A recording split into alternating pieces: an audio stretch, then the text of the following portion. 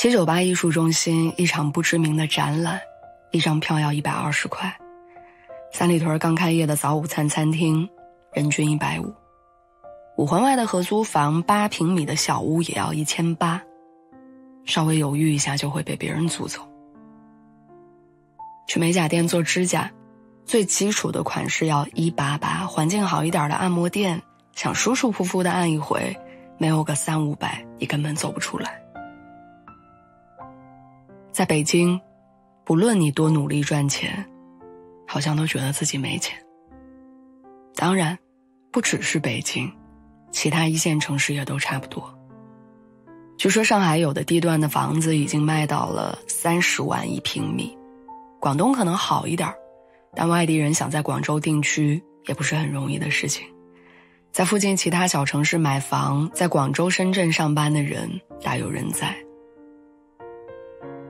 这段话是上周和我见面的朋友他跟我说的。他和我算了一笔账，在北京1个月要挣多少钱才能过得稍微体面一点。他比照着记账软件里的收入和支出，最后和我说了一句：我从大学毕业到现在在北京7年了，我的存款只有1万。我不知道如何安慰他看似有点焦虑的情绪，只能不停地跟他说：嗨，慢慢来，大家都差不多。但你以为他只和我吐槽在北京存不下钱吗？其实不是的。比起没有攒下钱，他发现他有更严重的问题，用他的话来说就是我在北京得了一身毛病。更可怕的是，他得的那些毛病我也有。我刚从家乡来北京的时候，身上没有多少钱，和人合租在5环外的小房子里，还不知道三里屯的潮牌有多少，也不认得国贸商场的那些名牌。和同事一起吃一顿海底捞，我觉得很幸福，赶上周末能去哪儿逛逛就开心得不得了。逢年过节回了老家，跟朋友讲北京有多好，遍地都是没见过的牌子，满街都是大牌包包。你完全不用担心周末没有地方玩，更不用害怕加班之后没地方吃饭。老家的风吹不醒北京的我沉醉在五光十色的都市生活里，以为人在大城市，大城市就是我的。后来我每天早上上班路上一定要买一杯30块钱的星巴克咖啡，好像不喝我就无法清醒。我觉得小馆子的环境不好，和人约饭一定要选在精致的网红餐厅。后来发现身边同事都用很好的护肤品，看着自己的梳妆台，觉着别人有的我也要有。后来我会买1000块一条的瑜伽裤，不是因为它有多好，只是觉得穿淘宝上80块钱一条的很丢脸。后来我健身一定要去环境好人少的私教工作室，我不想跟人挤在需要抢器械的健身房。后来小长假我一定会选非常小众的地方旅行度假，只是为了发在朋友圈里显得很有品味。再往后，我时常看着老家朋友的朋友圈暗喜，自己比他们更有见识。我认得清每一个奢侈品的 logo， 知道几分熟的牛排最好吃。躺在按摩椅上等待被服务的时候，我瞧不上老家的落伍和俗气。我早就不习惯小地方的人们背着仿款的包包，开一家新牌子排大队也要去看的样子。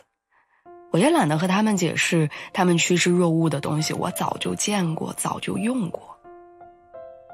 我以为我得到了很多，但真正得到的其实是一身的臭毛病。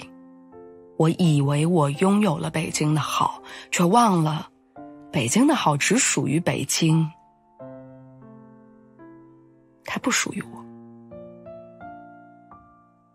与其说我陷入了消费主义的陷阱，不如说我在眼花缭乱的生活里迷失了自我。我忘了我就是来自那个小城市，我忘了几年前我也会买仿款的包包，不是因为虚荣，是因为我根本不认识那到底是什么牌子，我不知道它是仿的。我也会和朋友们去路边摊吃几块钱一份的小吃，哪怕吃完会拉肚子，也还是想和他们喝酒看大山。几年前，我想来北京，想赚更多钱，想给家人更好的生活，想混出个样子来证明自己，但到头来，初衷早已偏离。我曲解了过得好的定义，也理所应当地把大城市的繁华理解成自身的优越。朋友和我说，他今年的目标是消费降级，放弃那些不必要的支出，改变虚荣的消费心理，尽量回归生活的本质和质朴的生活。他想攒钱买房，想过看得见摸得着的生活，想从虚无缥缈的人生里走出来，回归脚踏实地。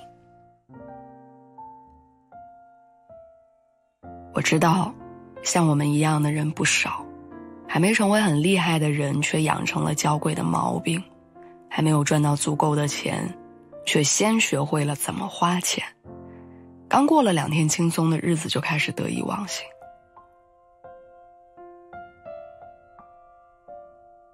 朋友，祝你在追梦的路上找到人生热爱所在，祝你在现实生活里仍然拥有天真的性情，祝你在你的生活轨道里自得其乐，但也别忘了出发的根据地。